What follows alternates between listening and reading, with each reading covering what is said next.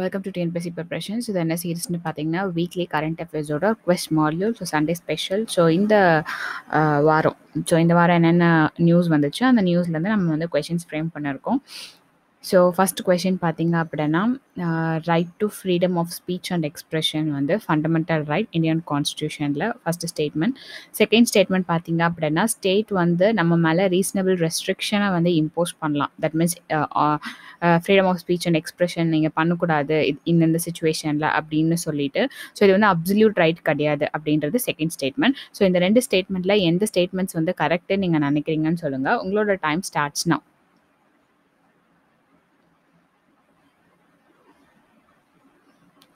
So answer பார்த்தீங்கன்னா option C both 1 and 2. So freedom of speech and expression வந்து நம்மளோட fundamental right தான். So article 19 வரும். But அதுக்கு ரீசனபிள் ரெஸ்ட்ரிக்ஷன்ஸ் இருக்குது. சாவரனிட்டி, இன்டெகிரிட்டி, டிஃபர்மேஷன் அப்படின்னு சொல்லிட்டு நிறைய கிரவுண்ட்ஸ் வந்து கொடுத்துருப்பாங்க. அதில் வந்து ஸ்டேட் வந்து ரெஸ்ட்ரிக்ட் பண்ணலாம் இந்த ஃபண்டமெண்டல் ரைட். ஸோ இது வந்து நியூஸில் வந்திருக்கு. நெக்ஸ்ட்டு பார்த்தீங்க அப்படின்னா செகண்ட் கொஷின். ஸோ செகண்ட் கொஷனில் ரெண்டு ஸ்டேட்மெண்ட்ஸ் இருக்குது. ரெண்டுத்தில் எது கரெக்டுன்னு சொல்லணும். ஸோ ஃபஸ்ட்டு ஸ்டேட்மெண்ட் பார்த்தீங்கன்னா பொலிட்டிக்கல் பார்ட்டிஸ் வந்து எலெக்ஷன் கமிஷன் ஆஃப் இந்தியாவில் வந்து ரெஜிஸ்டர் பண்ணாங்க அப்படின்னா இன்கம் டேக்ஸ் அவங்க வந்து பே பண்ண தேவையில்ல ஆஸ் லாங் அஸ் அவங்க வந்து ஐடி ரிட்டர்ன் வந்து ஃபைல் பண்ணாங்க அப்படின்னா. செகண்ட் ஸ்டேட்மெண்ட் வந்து ஆர்பி ஆக்ட் 1951 மூலமாக பொலிட்டிக்கல் பார்ட்டிஸ் வந்து 20,000 rupeesக்கு மேலே உங்களுக்கு டொனேஷன்ஸ் வந்துச்சு அப்படின்னா அதோட லிஸ்ட்டை வந்து ஐடி டிபார்ட்மெண்ட்டுக்கு வந்து சப்மிட் பண்ணும் இன் ஃபார்ம் 24A. ஸோ இதை சப்மிட் பண்ணால் மட்டும்தான் அவங்களுக்கு வந்து டேக்ஸ் ரிலீஃப் வந்து கிடைக்கும்.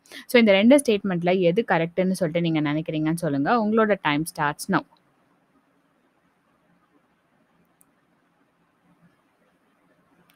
ஸோ ஆன்சர் பார்த்தீங்கன்னா option A 1 only. So option 2 அதாவது ஏன் தப்பு அப்படின்னா அதை வந்து ஐடி டிபார்ட்மெண்ட்டுக்கு சப்மிட் பண்ண தேவையில்ல எலெக்ஷன் கமிஷனுக்கு தான் வந்து சப்மிட் பண்ணணும். So representation of people act 1951 பார்த்தீங்கன்னா ப்ரொவிஷன் 29C சொல்லியிருப்பாங்க 20,000க்கு மேலே ஒரு பொலிட்டிக்கல் பார்ட்டி வாங்கினாங்க அப்படின்னா அதோட லிஸ்ட்டை வந்து எதர் ஒரு பர்சன் கிட்ட இல்லை கம்பெனிஸ் கிட்ட வாங்கினாங்கன்னா அதோட லிஸ்ட்டை வந்து நம்ம எலெக்ஷன் கமிஷன் கிட்ட சப்மிட் பண்ணும் அப்படின்றது தான் வந்து ப்ரொவிஷன். நெக்ஸ்ட்டு தேர்ட் கொஷின் பார்த்தீங்கன்னா ஒரு 5 கமிட்டிஸ் கொடுத்துருக்காங்க. அந்த 5 கமிட்டிஸில் எது எலக்ட்ரல் ரிஃபார்ம்ஸ் கமிட்டி கிடையாது அப்படின்றது கொஷின்ஸ். ஃபஸ்ட்டு வந்து Vohra committee, Dinesh Goswami committee, Inderjit committee, Balwant Rai Mehta committee, Ashok Mehta committee. So அந்த 5ல் எது வந்து எலக்ட்ரல் ரிஃபார்ம்ஸில் வராது அப்படின்றது தான் வந்து கொஷின். ஸோ உங்களோட time starts now.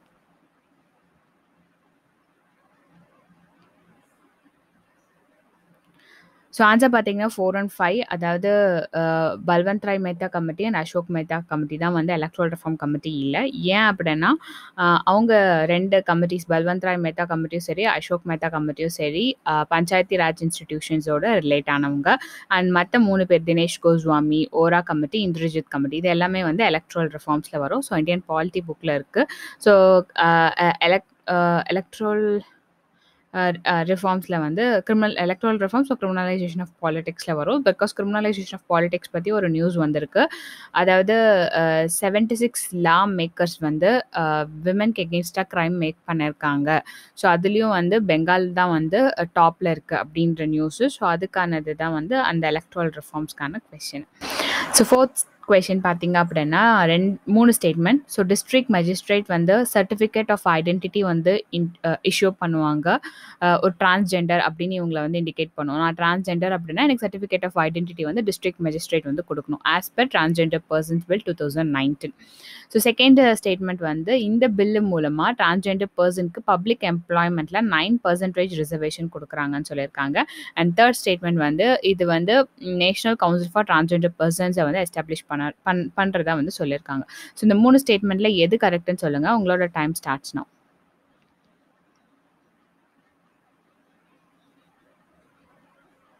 So answer பார்த்தீங்கன்னா ஆப்ஷன் சி 1 and 3. செகண்ட் வந்து ஏன் தப்பு அப்படின்னா ஆக்சுவலி எம்ப்ளாய்மெண்ட் கொடுக்கும்போது கவர்மெண்ட் ஆர்கனைசேஷனாக இருக்கட்டும் ப்ரைவேட் ஆர்கனைசேஷனாக இருக்கட்டும் டிஸ்கிரிமினேட் பண்ணக்கூடாதுன்னு மட்டும்தான் சொல்லியிருப்பாங்க இந்த பில்லு மூலமாக. பட் ரிசர்வேஷன் அப்படின்னு ஒன்று மென்ஷன் பண்ணியிருக்க மாட்டாங்க. ஸோ இந்த பில்லோட ஹைலைட்ஸ் பார்த்தீங்க அப்படின்னா ஸோ டிரான்ஸ்ஜெண்டரை வந்து நீங்க டிஸ்கிரிமினேட் பண்ணக்கூடாது எஜுகேஷன், எம்ப்ளாய்மெண்ட், ஹெல்த் கேர்ல.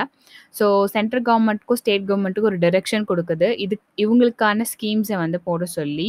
அதே மாரி முன்னாடி சொன்ன மாரி டிரான்ஸ்ஜெண்டர் அப்படின்ற ஐடென்டிட்டி வந்து எப்படி வரும்னா, டிஸ்ட்ரிக்ட் மேஜிஸ்ட்ரேட் வந்து ஒரு சர்டிஃபிகேட் வந்து குடுப்பாங்க.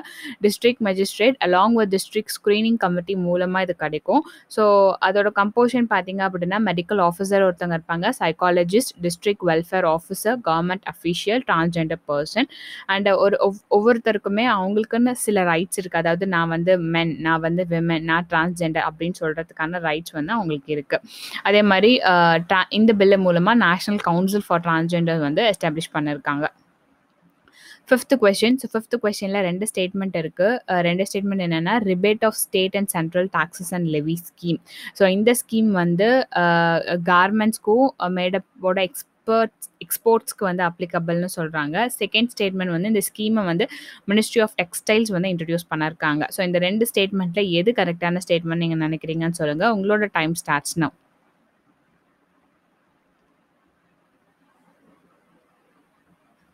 ஸோ ஆன்சர் வந்து ஆப்ஷன் சி போத் 1 and 2 ரெண்டுமே கரெக்டு.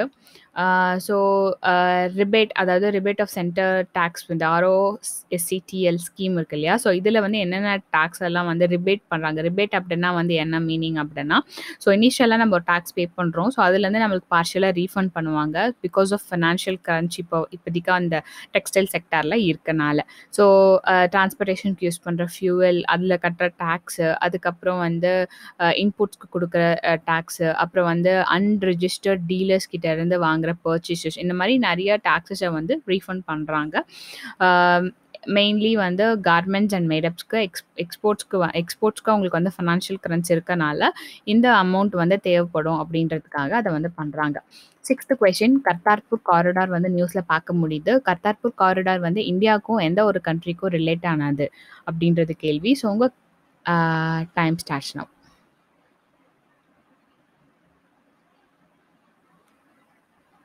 ஸோ ஆன்சர் பார்த்தீங்கன்னா பாகிஸ்தான். ஸோ கர்த்தார்பூர் காரிடார் அப்படின்னா என்னென்னா, பாகிஸ்தானில் நரோவால் டிஸ்ட்ரிக்ட் அப்படின்ற இடத்துல தர்பார் சாஹிப் குருத்வாரா இருக்குது. ஸோ இங்கிருந்து இந்தியாவில் குர்தாஸ்பூர் டிஸ்ட்ரிக்டில் தேரா பாபா நானக் ஷ்ரைன். ஸோ இந்த ரெண்டுத்துக்கும் இடையில ஒரு காரிடார் போட்டிருக்காங்க. அதுதான் வந்து கர்த்தார்பூர் காரிடார். ஸோ இந்த காரிடார் மூலமாக நீங்கள் வந்து பாகிஸ்தானுக்கு ட்ராவல் ஆகலாம். விசா இல்லாமல் ட்ராவல் ஆகலாம் இந்தியன் பில்கிரிம்ஸ். ஸோ இதுதான் வந்து பாகிஸ்தானில் இருக்க அந்த குருத்வார் தர்பார் அண்டு இங்கே வந்து இந்தியன் ப்ராவின்ஸில் இருக்க தேரா பாபா நானக். ஸோ இதுக்கு இடையில தான் வந்து அந்த இதை வந்து போட்டிருக்காங்க காரிடாரை. ஸோ இந்த காரிடார் பார்த்தீங்க அப்படின்னா, குருநானக் தேவோட 550th பர்த் செலிப்ரேஷன் அப்போது இதை வந்து பில்ட் பண்ண ஸ்டார்ட் பண்ணியிருக்காங்க 12th November 2019. நெக்ஸ்ட் வந்து consider the following statements related to Assam accord. Assam accord பற்றி 2 ஸ்டேட்மெண்ட்ஸ் கொடுத்துருக்காங்க. அஸ்ஸாம் அக்கார்ட் வந்து 1985ல் சைன் பண்ணியிருக்காங்க சென்ட்ரல் கவர்மெண்ட்டுக்கும் ஆல் அஸ்ஸாம் ஸ்டூடெண்ட்ஸ் யூனியனுக்கும். 6 வருஷம் ஒரு பெரிய அஜிடேஷன், ஒரு பெரிய ஸ்ட்ரகிள் வந்து அஸ்ஸாமில் நடந்திருக்கு. அதுக்கப்புறம் இதை சைன் பண்ணியிருக்காங்க. ஸோ இந்த அக்கார்ட் மூலமாக அஸ்ஸாமிஸ் பீப்புள் அப்படின்றவங்க வந்து Jan 1, 1951க்கு முன்னாடியிலிருந்து அஸ்ஸாமில் இருந்தாங்க அப்படின்னா அவங்கள வந்து அஸ்ஸாமிஸ் பீப்புள் அப்படின்னு சொல்கிறாங்க. பிகாஸ் இமிக்ரேஷன் அதிகமாக அங்கே இருக்கனால, இல்லீகல் இமிக்ரேஷன் அதிகமாக இருக்கனால இந்த கட் ஆஃப் டேட் வந்து வச்சுருக்காங்க அப்படின்றது தான் வந்து ஸ்டேட்மெண்ட். ஸோ இந்த 2 ஸ்டேட்மெண்ட்டில் எது கரெக்டுன்னு நீங்கள் நினைக்கிறீங்கன்னு சொல்லுங்கள். உங்களோட time starts now.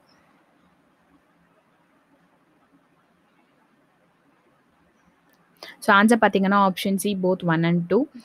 So Assam accord வந்து 1985ல் சைன் பண்ணியிருக்காங்க. நான் முன்னாடி சொன்ன மாதிரி தான். ஸோ 6 year லாங் ஸ்ட்ரகிள் நடந்திருக்கு அஸ்ஸாமில். ஸோ அதனால சென்டர் அது முடிஞ்சப்புறம் சென்டருக்கும் ஆல் அஸ்ஸாம் ஸ்டூடெண்ட் யூனியனுக்கும் ஒரு அக்ரிமெண்ட் சைன் பண்ணியிருக்காங்க. இந்த அக்கார்டில் கிளாஸ் 6ல் என்ன சொல்கிறாங்க அப்படின்னா, அஸ்ஸாமிஸ் பீப்புளோட கல்ச்சுரல் லிங்குவஸ்டிக் ஐடென்டிட்டியை வந்து ப்ரொடெக்ட் பண்ணுவோம் த்ரூ லீகல் மீன்ஸ் அப்படின்னு வந்து சொல்லியிருக்காங்க. ஸோ இதுக்காக சென்டரில் ஒரு கமிட்டி ஃப்ரேம் பண்ணியிருக்காங்க. அந்த கமிட்டியோட கிளாஸ் 6ல் வந்து சொல்லியிருக்காங்க. அதாவது அஸ்ஸாமிஸ் பீப்புள் அப்படின்றவங்க யார் அப்படின்னா, ஒரு பர்சன் இல்லை அவங்களோட 4 fathers வந்து அஸ்ஸாமில் ரிசைட் ஆயிருக்கணும் before Jan 1, 1951 on or before அன்றைக்கும் வந்து வந்திருக்கலாம். ஸோ இவங்களை தான் வந்து அஸ்ஸாமிஸ் பீப்புளாக சொல்கிறாங்க. ஸோ அதுக்கான ஆன்சர் தான் வந்து போத் 1 and 2. நெக்ஸ்ட்டு வந்து 8த் கொஸ்டின். ஸோ 8த் கொஸ்டின் ரீசென்ட்டா அடல் டனல் வந்து நியூஸ்ல வந்திருக்கு. ஸோ அந்த அடல் டனல் பத்தி 2 ஸ்டேட்மெண்ட்ஸ். ஸோ அந்த டனல் வந்து under the belly of Pir Panjal ரேஞ்ச்னு சொல்றாங்க. And 3000 meters above the mean sea level. So இந்த டனல் வந்து கண்ட்ரில ஃபர்ஸ்ட் பில்ட் பண்ணது using steel from indigenous private sector. ஒரு பிரைவேட் கம்பெனிஸ் கிட்ட இருந்து ஸ்டீல வாங்கி இந்த டனல கன்ஸ்ட்ரக்ட் பண்ணியிருக்காங்க. அந்த மாரி செஞ்சது ஒரு ஃபர்ஸ்ட் டைம் அப்படின்றது தான் ஸ்டேட்மெண்ட். ஸோ இந்த 2 ஸ்டேட்மெண்ட்ல எது கரெக்ட்ன்னு நினைக்கிறீங்கன்னு சொல்லுங்க. உங்களோட டைம் ஸ்டார்ட்ஸ் நவ்.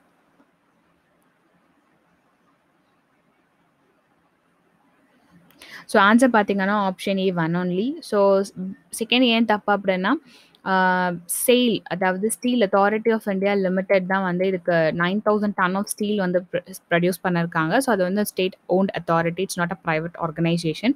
அண்ட் இது வந்து பீர் பஞ்சால் ரேஞ்சில் தான் வந்து கட்டியிருக்காங்க இந்த டனல். லே மணாலி ஹைவேல வந்து இருக்கும். And 3000 metres above the mean sea level. So இது வந்து லார்ஜஸ்ட் டனல் அப்படின்னு வந்து சொல்கிறாங்க. நெக்ஸ்ட் வந்து with respect to quad initiative நியூஸில் பார்க்க முடிஞ்சது. அதோட மெம்பர்ஸ் யாருன்னு கேட்டிருக்காங்க. ஸோ யாருன்னா China, USA, Australia, Japan, India, South Korea. So இந்த 6 கண்ட்ரீஸில் யார் வந்து குவாட் இனிஷியேட்டிவ்ல வராங்கன்னு சொல்லுங்கள். உங்களோட time starts now.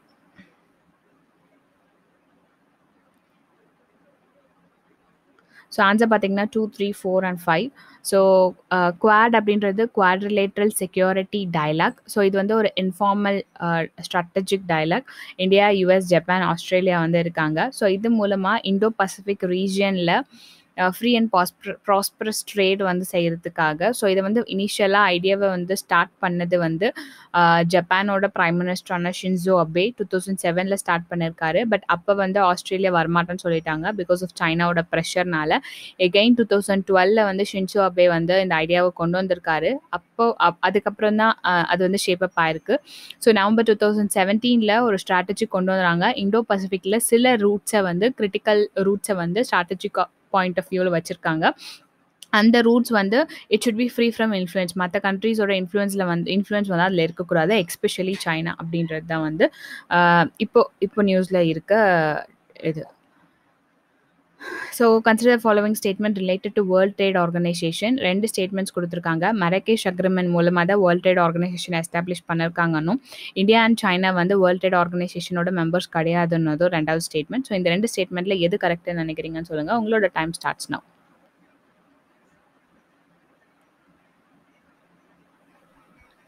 So answer பார்த்தீங்கன்னா option A one only. So Marrakesh agreement தான் வந்து வேர்ல்ட் ட்ரேட் ஆர்கனைசேஷனை வந்து எஸ்டாப்ளிஷ் பண்ணிருக்கோம். அண்ட் இது வந்து வேர்ல்ட் ட்ரேட் ஆர்கனைசேஷனோட இந்த டார்க் ப்ரௌன் வந்து ஃபவுண்டிங் மெம்பர்ஸ், இது வந்து subsequent members. So both India and China வந்து வேர்ல்ட் ட்ரேட் ஆர்கனைசேஷனோட ஒரு members. Next 11th question, zircon missile அப்படின்றது வந்து நியூஸில் வந்து வந்திருக்கு. அது யாரோட, தட் மீன்ஸ் எந்த நேஷனோட மிசைல் அது அப்படின்றது கேள்வி. ஸோ ஆப்ஷன் பார்த்தீங்கன்னா China, USA, Russia, India. So உங்களோட time starts now.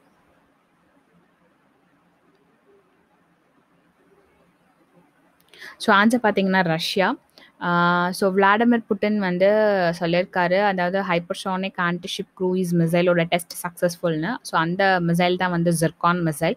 So hypersonic அப்படின்னா என்ன அப்படின்னா, ஒரு சவுண்டோட ஸ்பீடை விட 5 டைம்ஸ் அதிகமாக இருக்கும். அதனால மேக் 5ன்னு சொல்லுவாங்க. ஸோ அந்த ஸ்பீடில் வந்து அந்த மிசைல் இருக்கும். அதே மாதிரி ஆன்டிஷிப்னா எகெயின்ஸ்ட் ஷிப்பை வந்து டெஸ்ட்ராய் பண்ணுறதுக்காக. க்ரூயிஸ் மிசைல்னு எப்போ சொல்லுவாங்கன்னா, அதை வந்து ஜஸ்ட் ட்ரிகர் பண்ணுறதோட முடிஞ்சிடும். ஸோ அதோட ஃப்ளைட் மோஷன் பார்த்தீங்க அப்படின்னா ஏரோடைனமிக் மூலமாக அதை வந்து மேனேஜ் பண்ணுறாங்க. ஏரோடைனமிக் லிஃப்ட் மூலமாக மேனேஜ் பண்ணுறாங்க. And unmanned self propelled, that means அதான் உள்ளே வந்து யாரும் இருக்க மாட்டாங்க. ஜஸ்ட் ட்ரிகர் பண்ணுற அந்த பாத் ட்ரிகர் பண்ணுற வரைக்கும் தான் மேனுவல் இன்டர்வென்ஷன் இருக்கும். ஸோ அதுக்கப்புறம் அந்த டார்கெட் செட் பண்ணிட்டாங்க அப்படின்னா அந்த டார்கெட்டை போயிட்டு அதை டெஸ்ட்ராய் பண்ணுறது தான் அந்த மிசைலோட இது. ஸோ அதுதான் வந்து க்ரூயிஸ் மிசைல் அப்படின்னு சொல்லுவாங்க. ஸோ ரஷ்யா வந்து அதோட ஜிர்கான் மிசைலை வந்து டெஸ்ட் பண்ணியிருக்காங்க. ஸோ 12th கொஸ்டினில் வந்து 2 ஸ்டேட்மெண்ட். ஆப்கானிஸ்தான் அப்படின்றது லேண்ட்லாக்டு கண்ட்ரின்னு சொல்கிறாங்க. சாபஹார் போர்ட் பாகிஸ்தானில் இருக்குது. இது வந்து ஆப்கானிஸ்தானுக்கு சீ ரூட் கொடுக்கறதுக்கு ஹெல்ப்ஃபுல்லாக இருக்குன்றது செகண்ட் ஸ்டேட்மெண்ட். ஸோ இந்த 2 ஸ்டேட்மெண்ட்டில் எது கரெக்டுன்னு நீங்கள் சொல்லுங்கள். உங்களோட டைம் ஸ்டார்ட்ஸ் நவ்.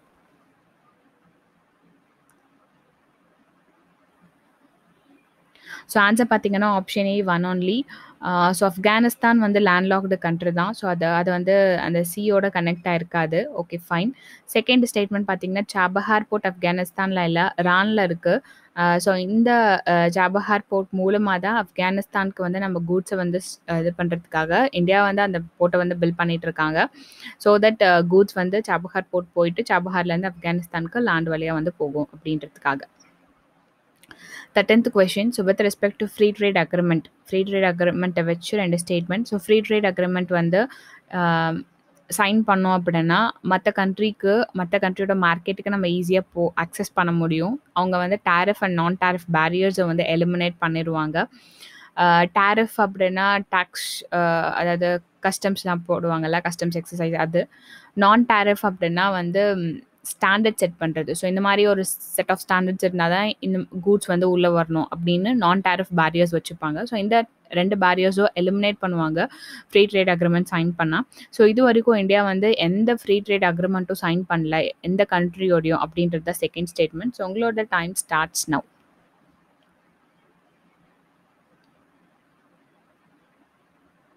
ஸோ கரெக்டாக பார்த்தீங்கன்னா option A one only.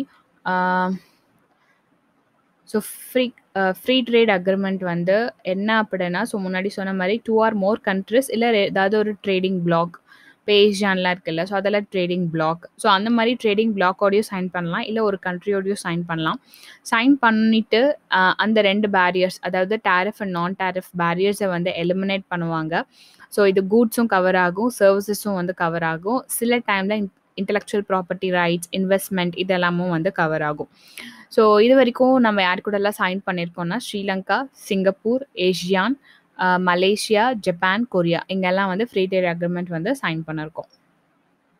Next 14th question.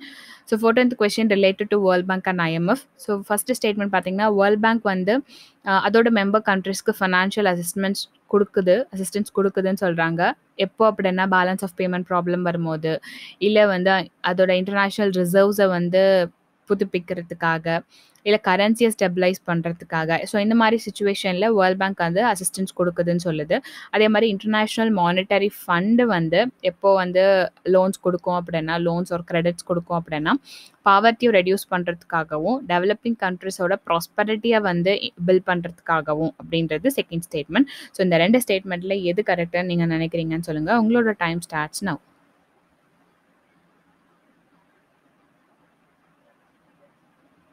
So answer பார்த்தீங்கன்னா option D neither one not two. ஏன் அப்படின்னா இது 2 உல்டாவாக பண்ணி கொடுத்துருக்காங்க. ஸோ வேர்ல்ட் பேங்க் தான் வந்து பாவர்ட்டியை ரெடியூஸ் பண்ணுறதுக்கும் ப்ராஸ்பரிட்டியை வந்து பில்ட் பண்ணுறதுக்கும் கொடுக்கும். IMF வந்து in terms of BOP crisis வருது, இல்லை இன்டர்நேஷ்னல் ரிசர்வ்ஸை வந்து நம்ம வந்து ஸ்டெபிலைஸ் பண்ணணும், கரன்சியை ஸ்டெபிலைஸ் பண்ணணும், அந்த மாதிரி சுச்சுவேஷனில் தான் வந்து IMF வந்து லோன் தருவாங்க. ஸோ அது 2த்தையும் வந்து இன்டர்சேஞ்ச் பண்ணி கொடுத்துருக்கனால option D neither one not two. So இது வந்து IMF ரிலேட்டடாக ஒரு ஆர்டிக்கல் வந்தது. Next 15th question. So 15th கொஸ்டினில் 4 ஸ்டேட்மெண்ட். ஸோ டிசால்வ்ட் ஆக்சிஜன் அப்படின்றது என்ன அப்படின்னா, ரிவர் சிஸ்டமில் ஃப்ரீ ஆக்சிஜனை வந்து மெஷர் பண்ணுறது, அது dissolved oxygen. Biological oxygen demand அப்படின்னா என்னென்னா, இன்ஆர்கானிக் வேஸ்ட், வாட்டரில் இருக்க இன்ஆர்கானிக் வேஸ்ட்டை பாக்டீரியா வந்து எவ்வளோ ஆக்சிஜனை கன்சியூம் பண்ணி அதை டீகம்போஸ் பண்ணும் அப்படின்றது செகண்ட் ஸ்டேட்மெண்ட். தேர்ட் வந்து கெமிக்கல் ஆக்சிஜன் டிமாண்ட்னா என்ன அப்படின்னா, கெமிக்கல்ஸ்க்கு ஆர்கானிக் வேஸ்ட்டாக இருக்கட்டும், இன்ஆர்கானிக் வேஸ்ட்டாக இருக்கட்டும், அதை டீகம்போஸ் பண்ணுறதுக்கு தேவையான ஆக்சிஜன் வந்து கெமிக்கல் ஆக்சிஜன் டிமாண்ட். அண்ட் பிஓடியும் சரி சிஓடியும் சரி வேல்யூ கம்மியாக இருந்துச்சு அப்படின்னா டிசால்வ் ஆக்சிஜனோட கண்டென்ட் வந்து அதிகமாக இருக்கும் அப்படின்றது 4வது ஸ்டேட்மெண்ட். ஸோ இந்த 4 ஸ்டேட்மெண்ட்டில் எது கரெக்டு நீங்கள் நினைக்கிறீங்கன்னு சொல்லுங்கள். உங்களோட time starts now.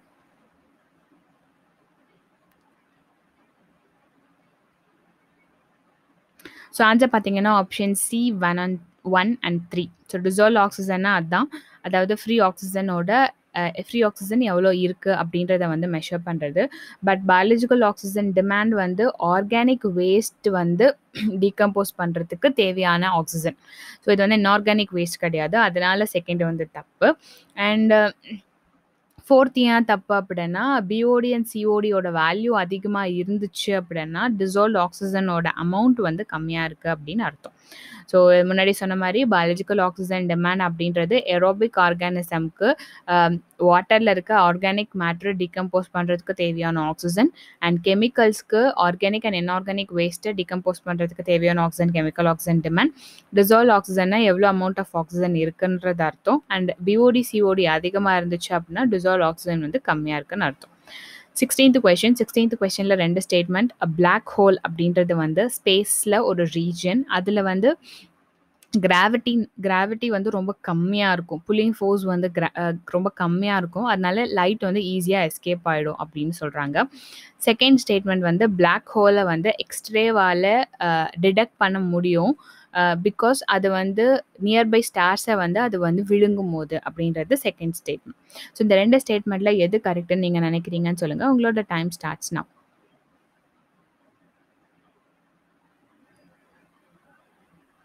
So answer பார்த்தீங்கன்னா option B2 only. So black hole அப்படின்றது ஸ்பேஸில் ஒரு ரீஜன் தான். ஸோ இதில் வந்து புல்லிங் ஆஃப் கிராவிட்டி வந்து கம்மியாக இருக்குன்னு ஃபஸ்ட்டு ஸ்டேட்மெண்ட்ஸ் கொடுத்துருப்பாங்க, பட் அது தப்பு. பட் வந்து அந்த புல்லிங் ஆஃப் ஃபோர்ஸ் வந்து அதிகமாக இருக்கனால தான் ஈவன் லைட் கேனாட் எஸ்கேப், அதனால அது வந்து ரொம்ப டார்க்காக இருக்குது. பட் ஸ்டில் வந்து நியர்பை ஸ்டார்ஸை வந்து அதை விழுங்கும் போது அதோட அவுட்டர் கேஸை வந்து அதை வந்து உள்ளே போகிறனால ஸோ அந்த கேஸ் லேயர் ஹீட் ஆகி எக்ஸ்ரேஸை வந்து எமிட் பண்ணும். ஸோ அப்போ வந்து எக்ஸ்ரே டிடெக்டாரை வச்சு அதை வந்து டிடெக்ட் பண்ணலாம் அப்படின்றது வந்து இப்போ ஃபைன் பண்ணியிருக்கவங்க அந்த trio, that means Penrose, Genzel, Ghez அப்படின்றவங்க வந்து ஃபைன் பண்ணியிருக்காங்க. இதை வச்சு பிளாக் ஹோலை டிடெக்ட் பண்ண முடியும் அப்படின்னு. ஸோ பிளாக் ஹோலை பற்றின ஒரு அண்டர்ஸ்டாண்டிங்காக இவங்களுக்கு நோபல் ப்ரைஸ் வந்து கொடுத்துருக்காங்க. நோபல் ப்ரைஸ் ஃபார் ஃபிசிக்ஸ் வந்து கொடுத்துருக்காங்க இவங்க 3 பேத்துக்கும். ஸோ அதுதான் நம்மளுக்கு வந்து கொஸ்டினில் வந்திருக்கு. So next 17th question. CRISPR இல்லை Cas9 அப்படின்றத வந்து நியூஸில் பார்க்க முடியுது. எதுக்கு ரிலேட்டடாக? அது வந்து ஒரு ஆஸ்ட்ராய்ட் இல்லை சூப்பர்சானிக் மிசைல் இல்லை ஜீன் எடிட்டிங் டூல் இல்லை ஜெனட்டிக்கலி மாடிஃபைட் ஆர்கானிசம். ஸோ உங்களோட time starts now.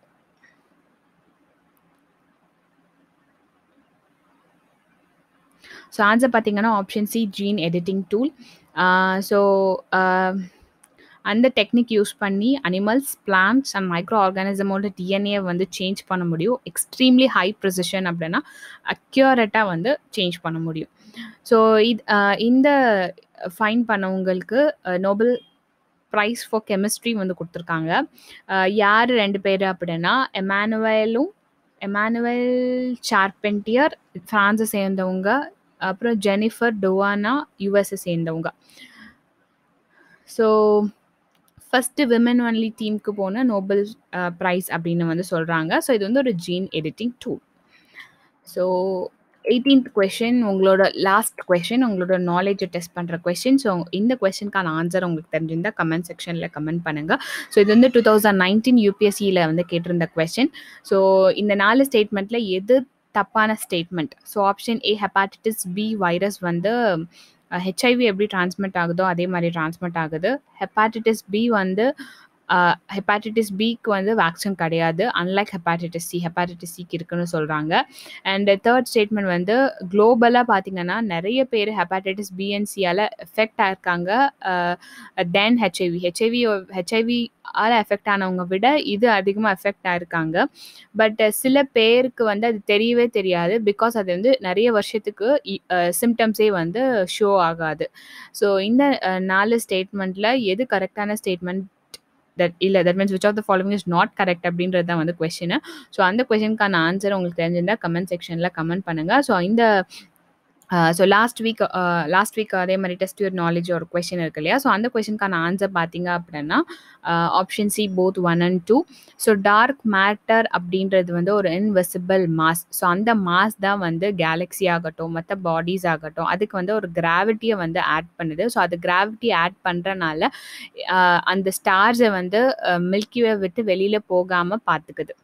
Dark energy அப்படின்றது த்ரூ அவுட் த ஸ்பேஸ் இருக்கனால தான் நம்மளோட யூனிவர்ஸ் வந்து ஸ்டில் எக்ஸ்பேண்ட் ஆகிட்டே இருக்குது. அப்படி இது எல்லாமே வந்து ஆஸ்ட்ரோஃபிசிக்ஸோட கான்செப்ட்ஸ். ஸோ இந்த வீடியோ சீரிஸ் இதோட முடியுது. இது உங்களுக்கு பிடிச்சிருந்தா லைக் பண்ணுங்கள்.